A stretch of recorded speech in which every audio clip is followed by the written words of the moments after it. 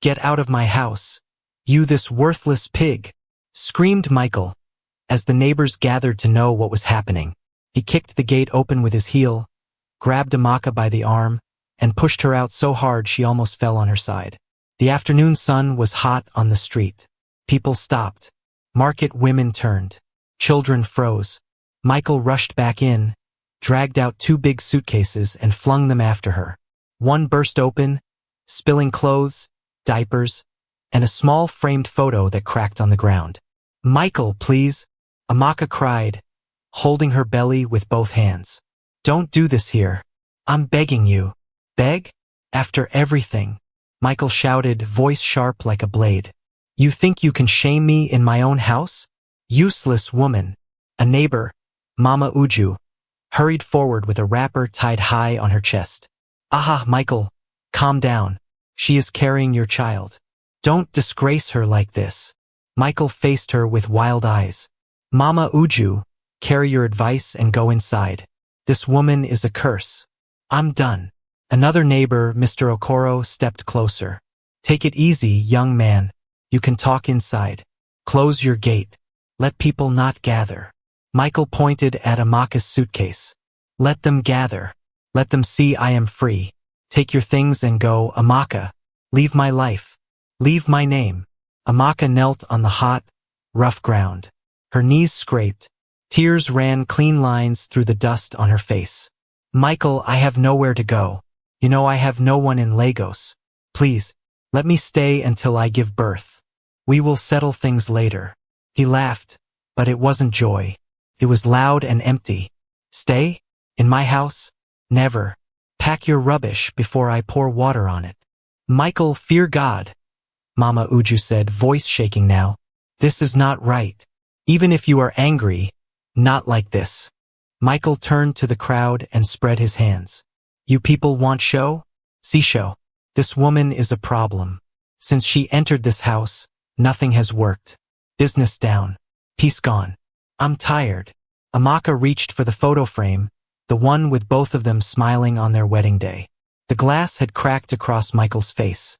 She held it to her chest and looked up at him. "I kept your home clean. Cooked. I prayed. I stood with you when you had nothing. Why are you doing this?"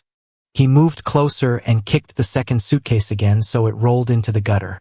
"Because I can. Because I'm done pretending. Because I deserve better than this." "Better?" Amaka whispered, her voice small. "Better than your wife and your child?" "You are not hearing me," he said, jaw tight. "I don't want you. Pack your things and leave." From the edge of the crowd, a young man in a crisp white kaftan watched quietly. He had no chains, no noise, just calm eyes and a thoughtful face. Nobody knew him. He had stepped down from a simple black car parked under a mango tree and blended in with the people. He said nothing. He just watched Amaka's shaking hands, watched Michael's anger, watched the way the neighbors shifted with shame. "Michael," Mr. Okoro tried again. "Go inside and think. This is your wife. She is pregnant. This is not how to handle a quarrel."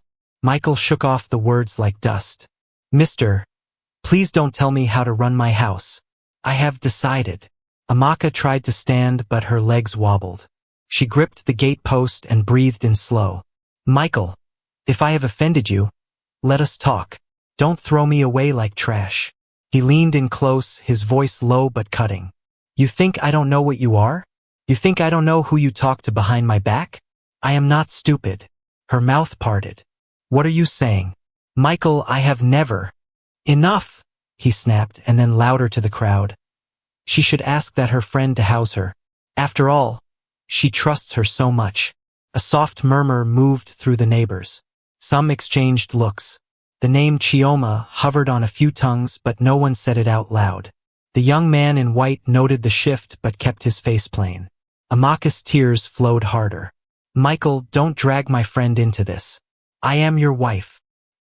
He raised his arm as if to point her away, and in that moment a hush fell. For a second it seemed he might strike her again, but he dropped the hand and spat on the ground instead. "Take your load and go. If I see you at this gate again, I will call police." "Police?" Mama Uju gasped. "On your pregnant wife?" Let him call. Another woman muttered under her breath. Let him try. Please, Amaka said, voice shaking. At least let me take the baby's things. You scattered them. Take whatever you want. Take yourself too, Michael said, turning toward the gate. He tried to close it, but Amaka's first suitcase blocked the path. He kicked it out of the way, the lock snapping. Baby clothes rolled onto the dusty street. Tiny caps, small socks, a soft yellow blanket. Amaka grabbed the blanket like it was a piece of her heart and held it to her belly. The young man in white shifted a little, as if his body wanted to move forward, but he stayed. His driver, standing by the car, glanced at him for a sign. He gave none. Sir, Mr. Okoro said to Michael, tight voice, if you push this woman again, I will call the landlord and call the police myself. Michael glared. Call anybody you like. She is not staying here. I'm done. He looked down at Amaka, his voice dropping again. You made your bed. Lie on it. Amaka looked around at the faces. Some angry, some pitying, some scared. She wiped her face with the corner of her wrapper. Please, someone help me carry the box. I will go. Two teenage boys stepped out and lifted the lighter suitcase. Mama Uju picked up a scattered pack of diapers and pressed them into Amaka's hand. My daughter, sorry. Come to my shop. Rest small. Amaka nodded weakly. She bent to pick the cracked photo again, then paused and left it on the ground. Her hands would not stop shaking. Michael stood in the gate like a guard. If I see you turn back, you will regret it. She swallowed, turned away from the house, and took one small step, then another. The crowd parted to give her space. The sun pressed down. The baby turned inside her and she put a palm there, whispering, It's okay. I'm here. Behind the people, the young man in white watched every movement. He watched her courage look like weakness and her shame look like truth. His eyes followed her as she walked, and something firm settled on his face. Like a quiet decision, he did not speak. Michael slammed the gate. The noise echoed down the street. Dust hung in the air. Amaka did not look back. She gathered what she could carry and kept moving, step by step, while whispers trailed after her. The crowd began to break up, but the young man did not leave. He stood by the mango tree, hands clasped lightly, gaze steady. He had come as a stranger. He stayed as a witness. And though nobody knew it yet, the story that began with a kick at the gate had just found the eyes that would change its ending. The loud bang of the gate echoed long after Michael slammed it shut. Neighbors shook their heads and slowly returned to their homes, whispering about the shameful scene. Amaka stood weakly at the corner of the street, holding her torn wrapper and the small bundle of baby clothes she had managed to save. Her eyes were red and swollen, but she tried to keep her back straight, even though her legs trembled under her. In the midst of all this, the young man in the white kaftan was still standing quietly under the mango tree. His car, a simple black SUV, waited with the engine running. He didn't move quickly like the others. He only watched Amaka as if the whole world had stopped moving except her. Madam, come to my shop, Mama Uju urged, reaching for Amaka's arm. Rest small. Don't let yourself faint. Amaka shook her head. Her voice cracked as she replied, If I step into anyone's house, Michael will come and fight. I don't want to bring trouble to anybody. Forget him, Mama Uju said, lowering her voice. Everybody has seen his madness today. But Amaka bent down to pick up a stray baby sock from the dust. Her hands were shaking badly. He has locked the gate. He really means it this time, she whispered. Her voice broke, and she sank onto the pavement, burying her face in the tiny blanket. The young man in white took a step forward, but he stopped himself. His driver leaned toward him and asked in a low tone, Oga, should we go? He didn't answer immediately. His eyes were fixed on Amaka, the way she clutched the blanket, the way her shoulders shook, the way everyone else was torn between pity and fear. It stirred something deep inside him. At last he said quietly, Wait, I want to see where this ends. Inside the compound, Michael's angry voice carried through the gate. Let her go. I don't care where she sleeps tonight. She will not step foot in here again. The clang of a lock followed, making it clear he had sealed the gate. Amaka lifted her face slowly, streaked with tears and dust. She whispered more to herself than anyone else. "Where will I go now? I have nothing. No family here. Nothing." One neighbor tried to encourage her.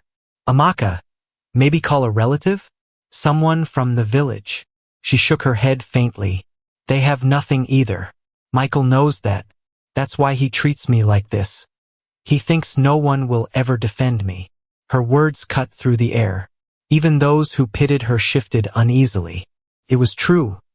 Michael had power in that street, and no one wanted to be his enemy. The young man in white clenched his jaw. His driver spoke again. "Sir, you don't know her. These are family matters. Maybe we should not get involved." But the man shook his head. "I know enough. I know what I just saw." He remembered his own mother, how she once sat crying outside a gate when his father had disgraced her. He was only a boy then, but the picture never left him. Seeing Amaka now brought the memory alive like a wound opening again. Meanwhile, Amaka tried to gather her things, but the suitcase was too heavy. She pulled once, twice, then dropped it, breathing hard. "I can't even carry my own load," she muttered. Mama Uju bent down beside her. "Don't talk like that, my daughter. God will fight for you." But Amaka shook her head. "God has left me. Look at me. Even my own husband doesn't want me." From the crowd, someone whispered, "It's because of Chioma, her best friend." Another voice answered quickly, "Shh. Don't say it loud. Trouble will come." Amaka heard it. Her tears thickened. She pressed the baby blanket to her face, rocking slowly. "My own friend," she said softly. "The one I trusted." The young man in white stepped one pace forward, his brows knitting. He wanted to say something, but he stopped again, letting her speak her pain. He wanted to see how much strength she had left before he reached out. Michael's laughter suddenly rang out from inside the compound, harsh and mocking. "Let her stay there and cry. Tomorrow she will thank me for freeing her." "Nonsense, woman." The neighbors looked at each other. Some hissed and shook their heads. A few cursed under their breath. But nobody dared confront him anymore.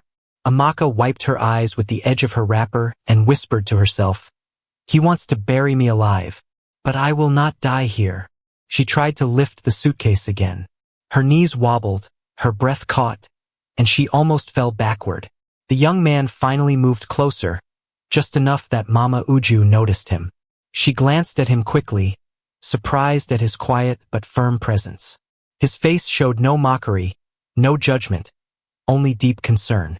Amaka sat back down on the pavement, exhausted. She whispered faintly, "If I could just find a place to rest my head, just one night." Her voice was so low that only those near her heard. But the young man in white caught every word. His driver, still at the car, looked restless. "Sir, please, let's not stay too long," he said nervously. But the man's eyes stayed locked on Amaka. His heart had already made a decision, though his lips had not spoken it yet. The neighbors slowly began to drift away, murmuring among themselves. Some carried pity in their faces, others fear, others curiosity. Amaka was left on the street with her broken luggage and her unborn child, holding onto a baby blanket as if it were her last lifeline. And through it all, the young man in white stood silently, watching Michael's cruelty, watching Amaka's strength and shame, watching the way destiny was opening a path that none of them could yet see. He did not move. He did not speak. But his silence was louder than all the shouting that had filled the street. And as the sun dipped lower, Chief Daniel, unknown to everyone, remained rooted in place, quietly becoming the witness to a story that was only just beginning. The street was almost empty when the young man in white finally stepped away from the mango tree. His steps were calm, but his eyes stayed fixed on Amaka. She sat on the pavement with her suitcase half open, baby things scattered around, and the small blanket clutched tightly to her chest.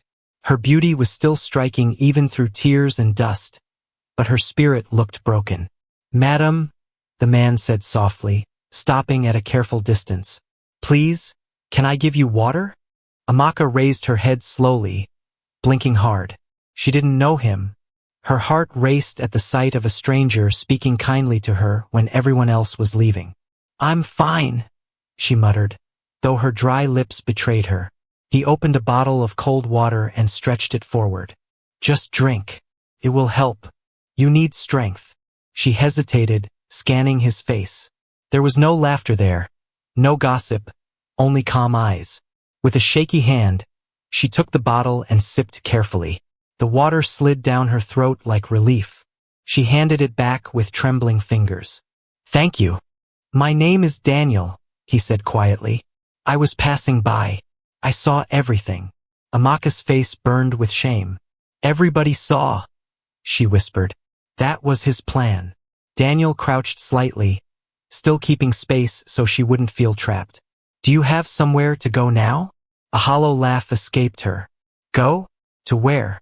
He knows I have no one in Lagos. That's why he does this." She looked down at her stomach. "I thought marriage was my covering. I thought wrong." Nearby, Mama Uju lingered, folding her arms. She glanced between Amaka and Daniel, worried but also hopeful that someone had finally stepped in. "Can I help you carry these things to a safe place?" Daniel asked, pointing at the broken suitcase. "Just for tonight. You shouldn't sleep out here." Amaka shook her head. "Please don't get involved. If Michael sees me with you, he will attack. He has no shame." Daniel nodded slowly, watching her try to force the suitcase shut. The weak lock broke, spilling more baby items onto the ground. A tiny blue cap rolled toward him. He bent, picked it up gently, and set it back on her clothes. "Is it a boy?" he asked softly. Her lips trembled. "I don't know yet. We were supposed to check at the hospital. But he refused to give me money. Said it was a waste." Daniel's jaw clenched, but his voice stayed calm. "I'm sorry." Amaka wiped her face, but more tears slipped out. "What am I supposed to do now?" He locked the gate. He threw me away like dirt. From inside the compound, Michael's loud laughter carried through. "Let her cry. She will thank me later." His voice was bitter, mocking. The neighbors hissed under their breath, but none dared speak up. Amaka hugged the baby blanket tighter, rocking slightly. "Even my own best friend betrayed me," she said suddenly, voice cracking. "Chioma, the one I trusted most. She sat in my kitchen, told me to endure, told me to pray. All the while she was planning with him." Daniel's face hardened, but he lowered his tone. "That wound will heal. You will rise from it." Amaka shook her head. "No, he has buried me alive. I can't face the shame. Everyone is watching me like I'm a joke." Daniel looked straight at her. "Not everyone. Some of us see differently." She frowned slightly, confused by his calm confidence. "Why are you even helping me? You don't know me." "I don't have to know you to see right from wrong," he replied. "I won't leave you here. Not tonight." Amaka's stomach tightened. She bent forward, breathing hard. "Wait. My head is spinning." Daniel quickly supported her elbow. "You're weak.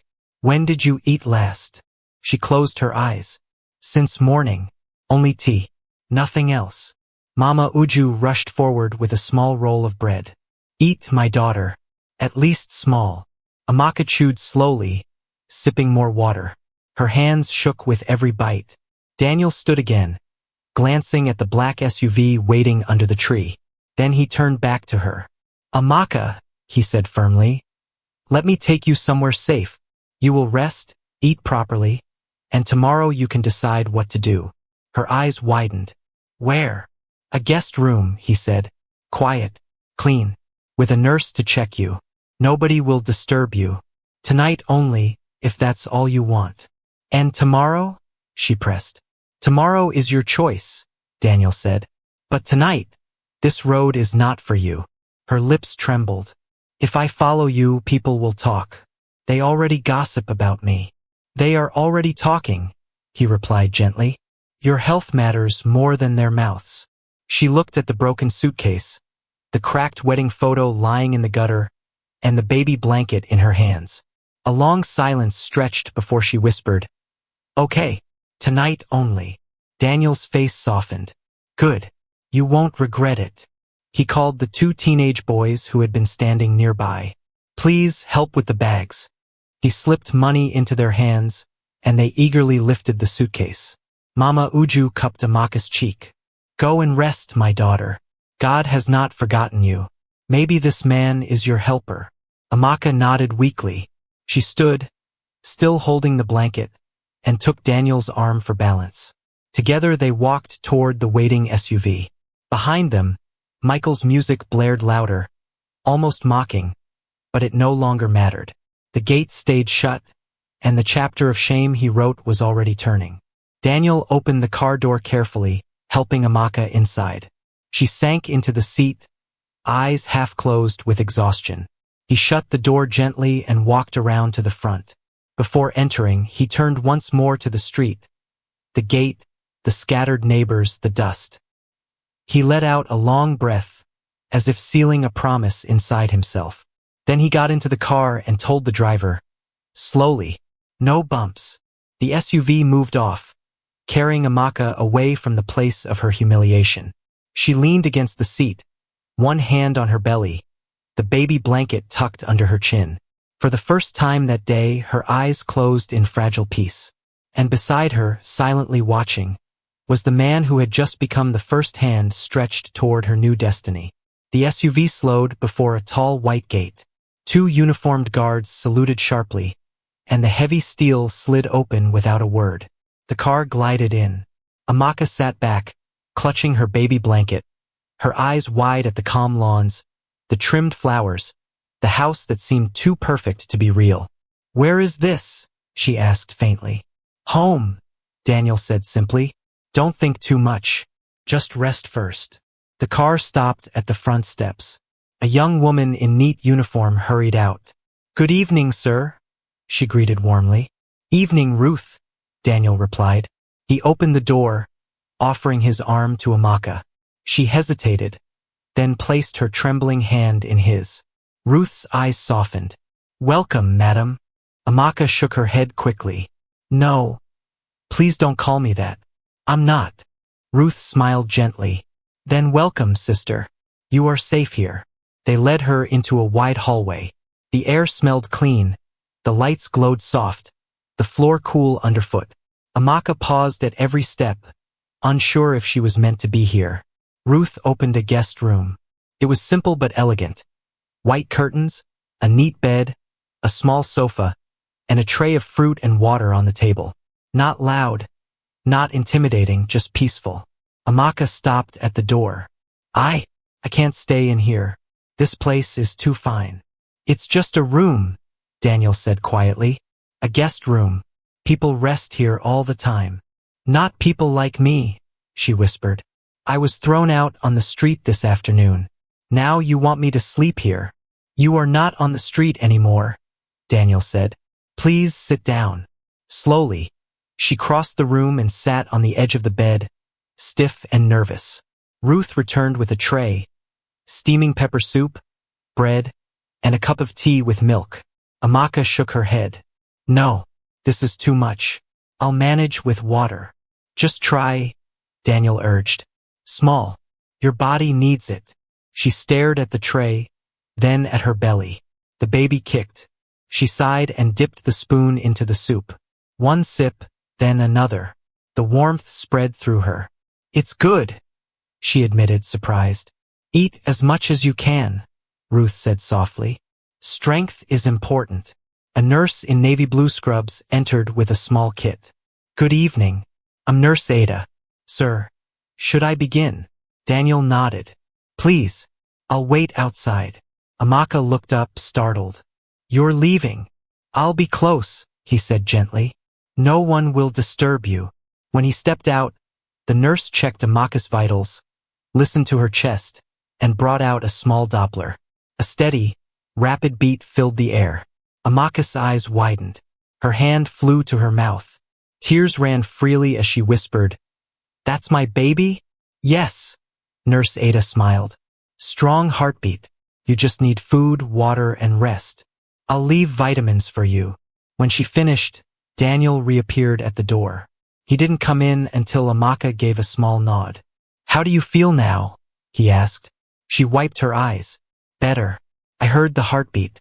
I thought today would finish me, but it didn't." "It didn't," Daniel said firmly. "You survived." She gave a shaky laugh. "You talk like simple words are heavy." "They are heavy," he replied. "To survive a day like this is not small." She looked at him fully now. "Daniel, who are you? Where am I really?" He smiled faintly. "My name is Daniel. That's enough for tonight." "That's not a full answer," she said softly. "It's the answer you need," he said. "Rest. Tomorrow, if you want more, I will tell you." Fear suddenly crossed her face. "What if Michael comes? What if he finds me here?" Daniel's calm eyes met hers. "He won't. And even if he tries, he cannot reach you here. You are safe." She whispered the word like she was testing it. "Safe. I haven't felt safe in years." Daniel glanced at the tray. "Eat a little more. Then sleep. If you need anything, press that bell. Ruth is nearby." She obeyed, taking another spoon. "Why did you stop for me today? Everyone else left." He paused, then said quietly, "When I was a boy, I saw someone I loved sitting outside a locked gate, crying. I was too young to help then. Today I am not too young." Her eyes softened. "It was your mother?" He nodded once. "Rest now, Amaka." She whispered, "Thank you." He turned to go but stopped at the door. "One more thing. A house is just walls. People give it value. Don't let any man or rumor define your worth." Something in her chest eased. "I'll try," she said. When he left, Ruth drew the curtains and dimmed the light. "Do you want quiet music?" she asked. "No," Amaka said. "Just silence." She lay back carefully, the baby blanket under her chin, one hand on her belly. The baby stirred, like answering her. For the first time that day, she smiled faintly. In the hallway, Daniel stood by the window, arms folded. His driver asked softly, "Olga, do you still need me?" "No. Rest. Come back early," Daniel said. Ruth walked past him. "She will sleep now. She is strong, sir." Daniel nodded. He thought about the broken suitcase, the cracked photo in the gutter, and the strength he had seen in her even when she thought she had none. Inside the guest room, Amaka's eyes fluttered closed. She whispered into the dark, "Just tonight, we are safe." And for the first time in a long time, she slept without fear. By late morning, the luxury hotel suite smelled of fried eggs, champagne, and perfume.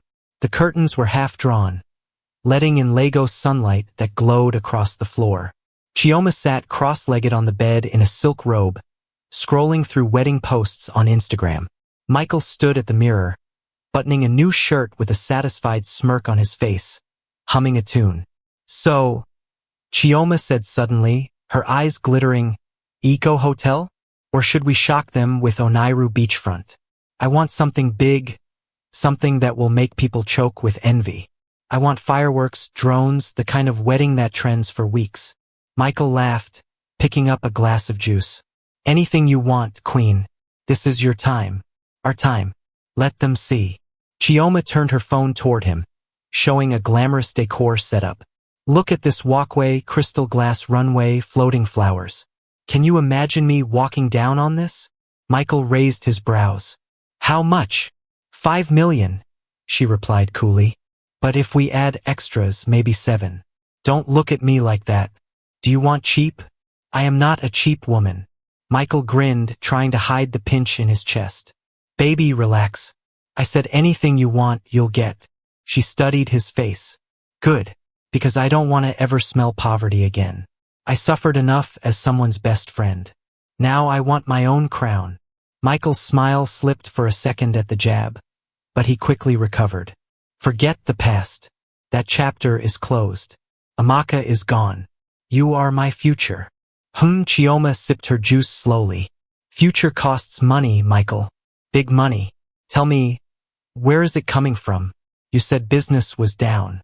You said debts were pressing." Michael lowered his voice, stepping closer like a conspirator. "I have a move. One clean move, then we fly." Chioma leaned forward. What kind of move? He glanced around, even though it was only the two of them. Procurement. At the firm. I've been watching them for years. Fake vendors, inflated invoices, padded contracts, everyone does it. I know who eats. I know who signs without checking. I've kept quiet long enough. Now I join. Chioma's eyes sharpened with curiosity. So you will steal? Michael smirked. Not steal. Collect. The same way they collect every month. I just take my own share. How much? First test 10 million.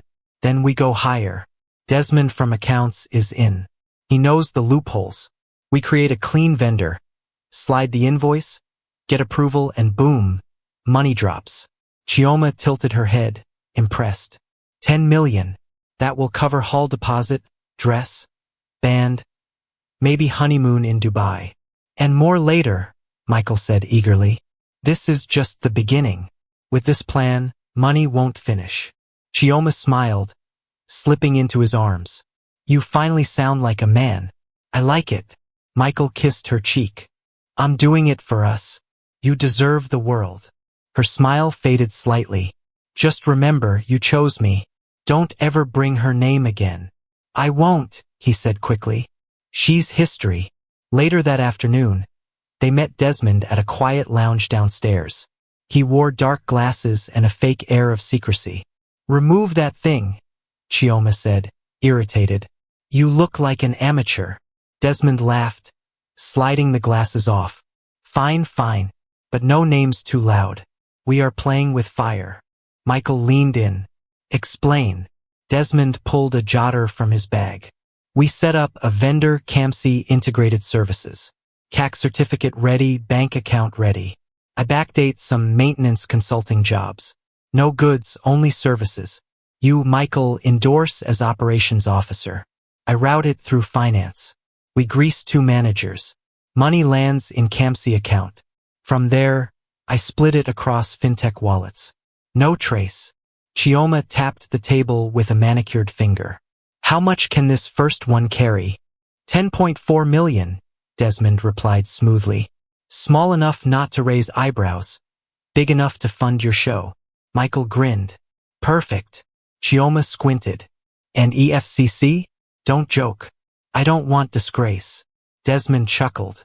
Relax. EFCC chases fools who buy G-Wagons the next day. We stay quiet.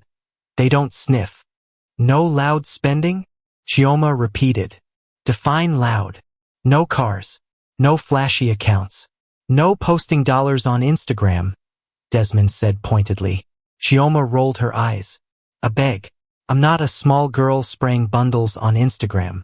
I want class. Weddings, designers, quiet luxury. Good. Desmond nodded. Then you're safe.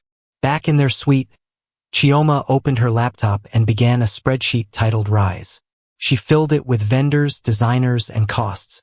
Michael watched, equal parts proud and nervous. Hall 8.5 million. Decor 7 million. Band 1.5 million. DJ 1 million. Outfits, let's say 12 million. Total so far 30 million. Chioma announced, tapping her calculator. And that's without honeymoon. Michael whistled. Baby, we'll get there. Trust me. I will trust when I see cash, she replied firmly. Call Desmond. Tell him we're ready. Michael dialed. Guy, green light. Push it. 20 minutes later, his phone buzzed. Mail notification. He opened the PDF. CAMC Integrated Services. Facility Optimization Consulting. Nigerian Naira 10. 420. 000. Chioma leaned over his shoulder, reading carefully. Scope. Training. Reports. Oversight. Deliverables. Internal sign-off. Clean. Desmond's text followed instantly. Send endorsement. I'll route to finance. Michael typed quickly. Looks good. Proceed. He hit send. A shiver of excitement ran through him. It's gone, he said, almost laughing. We're in. Chioma exhaled like she'd been holding her breath. Finally, Michael pulled her close. When this clears, we plan bigger. 2 more rounds. Then we can buy anything. Chioma searched his face. And if something goes wrong? It won't, he said, too confidently. Her phone rang. She answered, smiling. Yes, keep the hall for us. We'll send deposit soon. She hung up and turned to Michael. It's happening. They clinked glasses of champagne. To tomorrow, Michael said. To tomorrow, Chioma echoed, eyes shining. That evening, they lounged on the balcony, watching the city lights. Chioma scrolled through diamond rings online, pointing at one with a huge stone. This is the one. 25 carats. Michael almost choked. Baby, 25 carats? Do you want people to laugh at me? She snapped. Amaka wore a ring of glass, and she still felt like a queen. Me, I must shine brighter. Michael laughed, though uneasily. You'll shine, baby. You'll outshine them all. Her voice softened. Good. Because if you fail me, I will never forgive you. He kissed her hand. I won't fail. Trust me. At that same hour, in the hotel bar downstairs, a television scrolled a warning across the screen. EFCC intensifies surveillance on procurement fraud and fintech laundering. New arrests expected. The bartender shook his head. People no day hear word. But upstairs, Michael and Chioma didn't see it. Their laughter echoed through the suite, their dreams inflating like balloons too close to fire. Morning light slipped through the curtains when Amaka woke up. For a brief second, she thought she was still outside on the street. Then she felt the soft bed, saw the neat curtains, and the folded baby blanket in her hand. Her eyes widened. This was not Michael's house. This was somewhere new, somewhere quiet. A knock came at the door. Good morning, Ruth said, stepping in with a tray. Oats with milk, egg, and tea. Nurse Ada will come soon. Amaka sat up slowly, blinking. Thank you. Ruth smiled warmly. How did you sleep?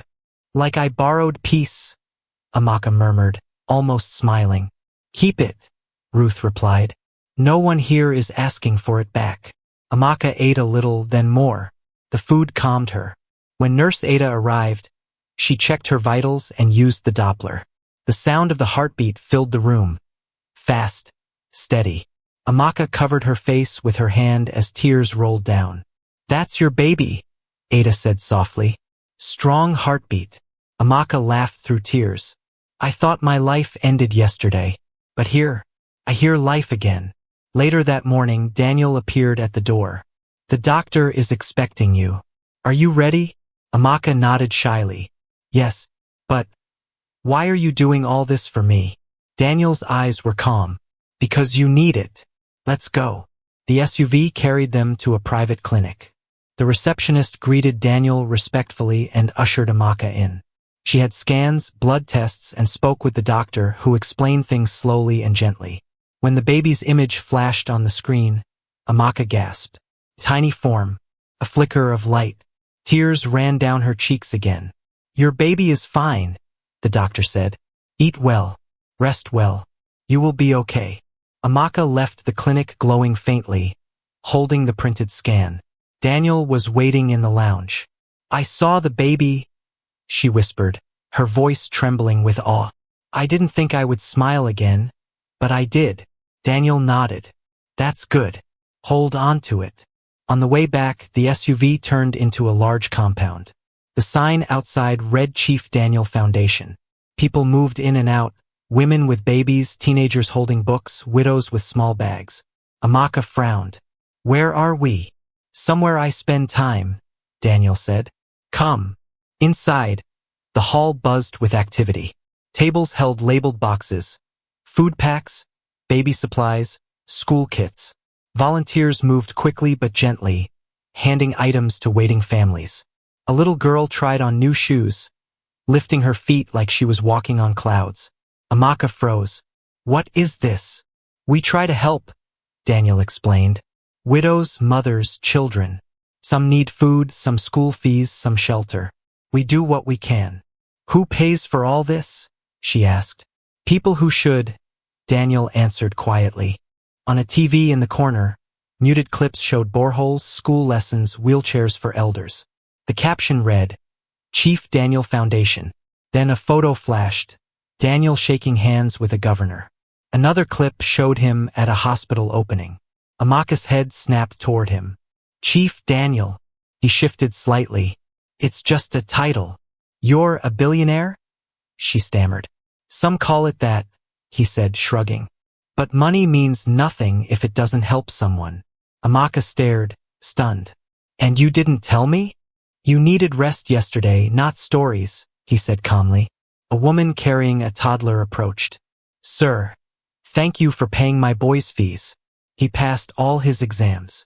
She grinned with pride. Tell him to bring his result, Daniel said warmly. We'll find him a mentor. The woman walked away blessing him. Amaka swallowed hard. You really do this? Yes, Daniel said simply. Her eyes filled again, but she blinked fast. I thought men like you didn't exist. They do, he said. You just haven't met many. A volunteer gave Amaka a small pack of baby clothes. She hesitated. I can't take this. Feels like stealing. You're not stealing, Daniel said. You're receiving. She held the pack tightly. Thank you. Outside, they stood under a tree. The breeze cooled the moment. Amaka's voice trembled as she asked, Why me, Daniel? Why did you stop that day? Everyone else turned away. He looked into the distance.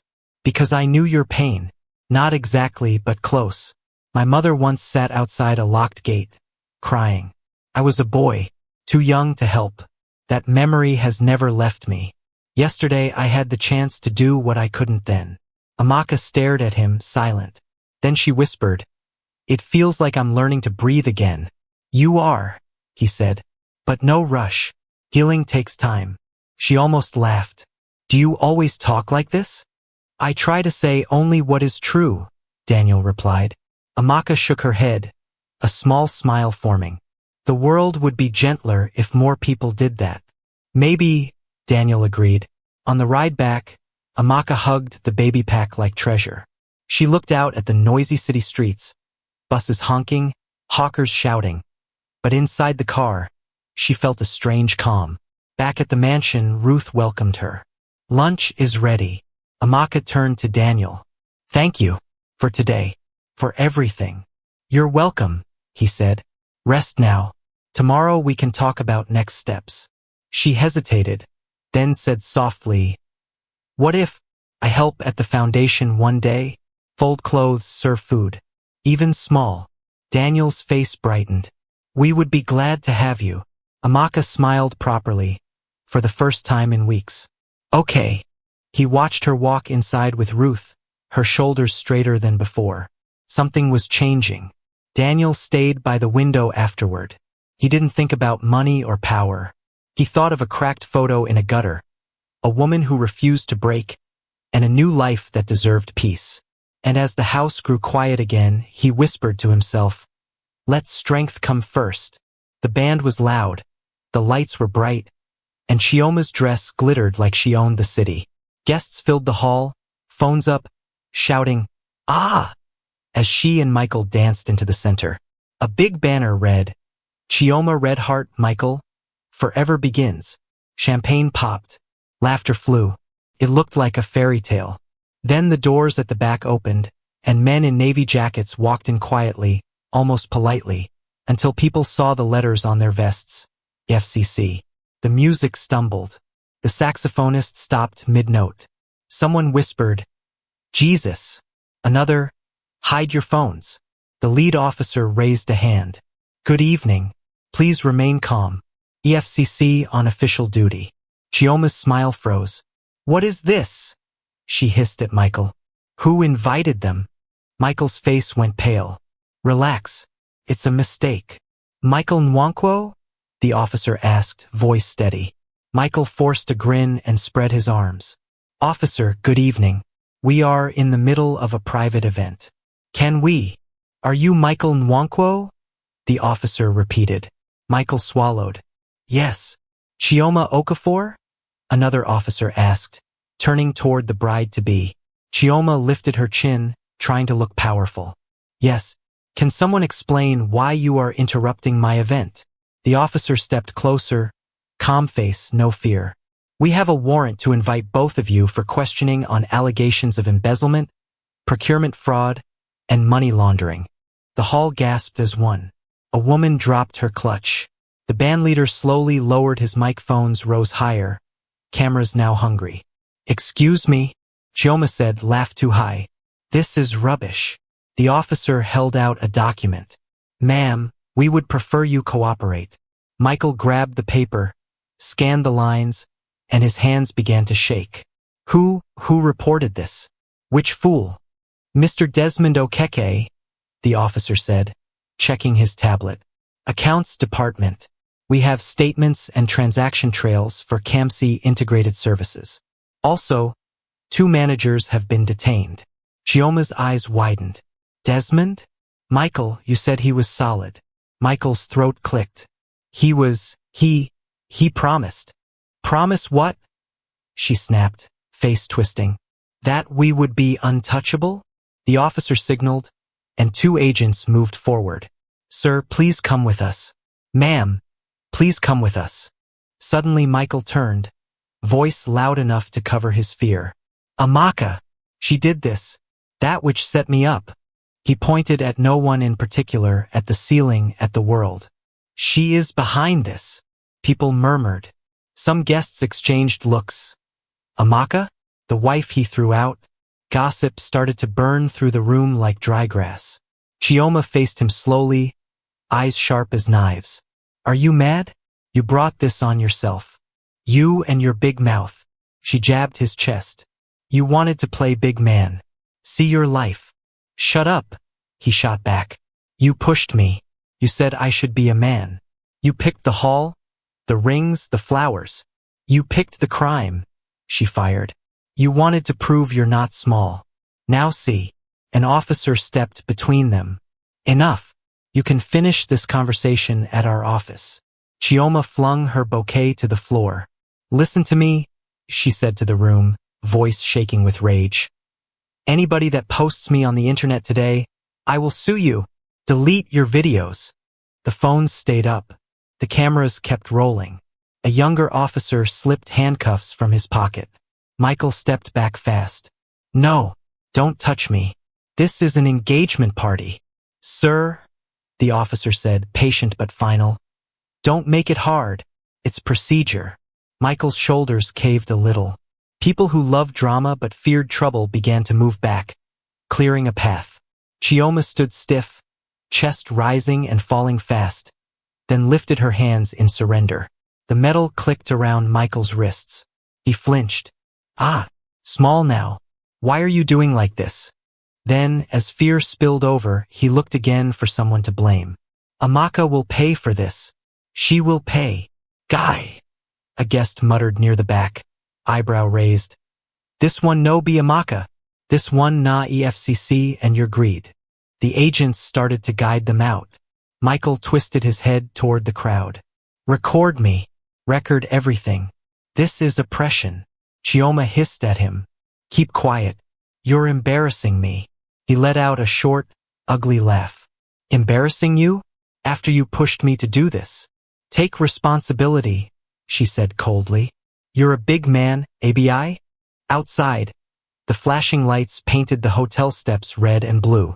Journalists were already gathering like rain clouds. The EFCC bus waited, door open. As they were led down, Chioma tried one last time to hold the remains of her pride. She faced the nearest camera and forced a smile that looked like a crack. "We are innocent. It's a mistake." The officer's hand guided her gently but firmly forward. "Please, ma'am." Michael fought to keep his head high. "I will call my lawyer. You will regret this. I know people. Call them from the office." The officer replied, no anger, just routine. They were guided into the bus.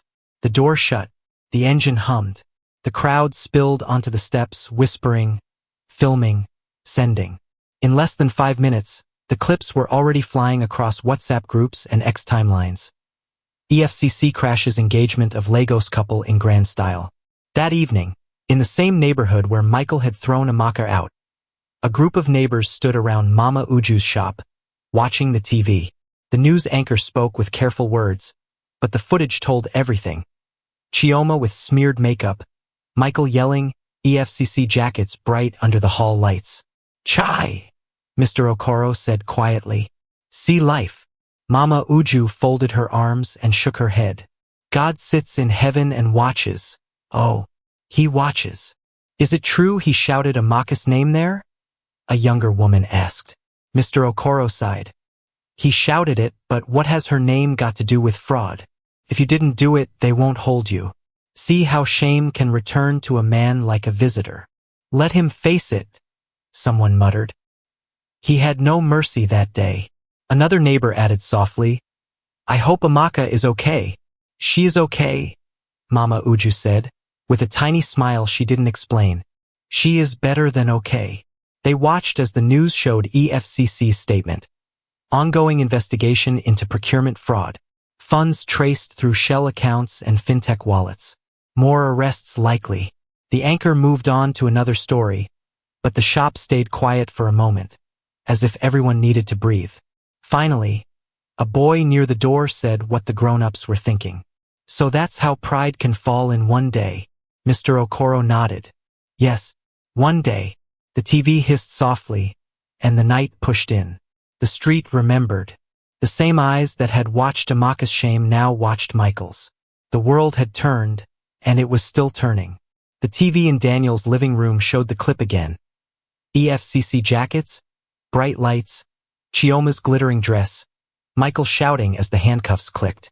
The news ticker read, "Alleged procurement fraud, 2 suspects in custody." The sound was low, but the message was loud. Amaka sat straight, one hand on her belly, the other holding the printed baby scan. She watched in silence. Her throat felt tight, but her eyes were dry. Ruth stood a little behind her, arms folded, watching too. Daniel walked in quietly. "Do you want me to change the channel?" Amaka shook her head. "No, I want to see it. I want to know this is real." They watched the final seconds. Michael yelling for a lawyer, Chioma hiding her face, guests pushing phones in the air. The anchor wrapped up, then the program moved on. Ruth exhaled. "What a day." "Thank you," Amaka said softly. Ruth blinked. "For what?" "For staying with me from the beginning," Amaka replied. "For bringing tea when I couldn't even swallow my shame." Ruth's smile was small and proud. "You did the hard part. You stood." Daniel muted the TV and faced Amaka. "How do you feel?" "Strange," she said. "Not happy, not sad, just free, like a rope was cut." "That's a good feeling," Daniel said. Amaka rubbed her belly. "I wanted him to apologize one day, to say he was sorry for what he did at the gate. Now I don't need it." "You don't," Daniel agreed. They were quiet a moment. Outside, the compound trees shifted in the evening breeze. Somewhere far away a horn sounded, then faded. Ruth slipped out, leaving them alone. Amaka turned the scan in her hand. "Thank you for yesterday, and today, and all this. I don't know how to repay you." "This is not a loan," Daniel said. "This is care." She nodded, eyes glistening.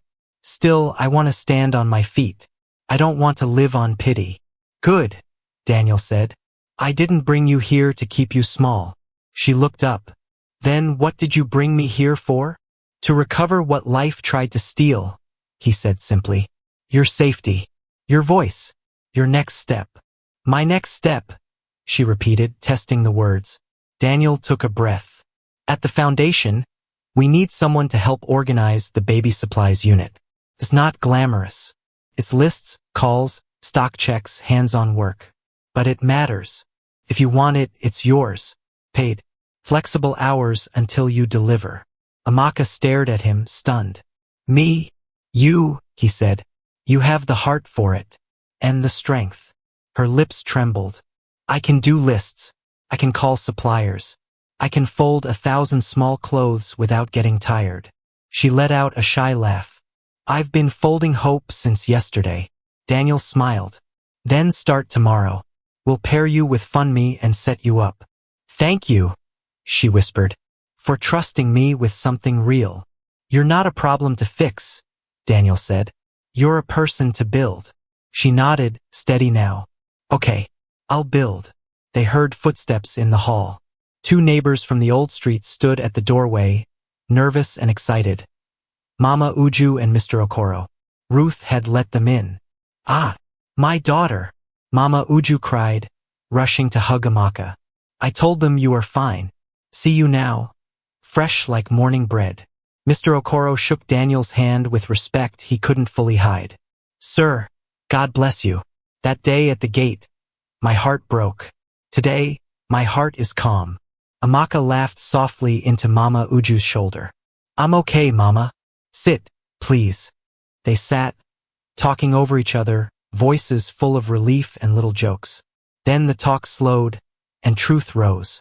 "People are saying the EFCC carried them like chicken," Mama Uju said, eyes wide. "Phones are flying everywhere. But leave that one. Tell us, are you safe?" "I'm safe," Amaka said, perfectly sure.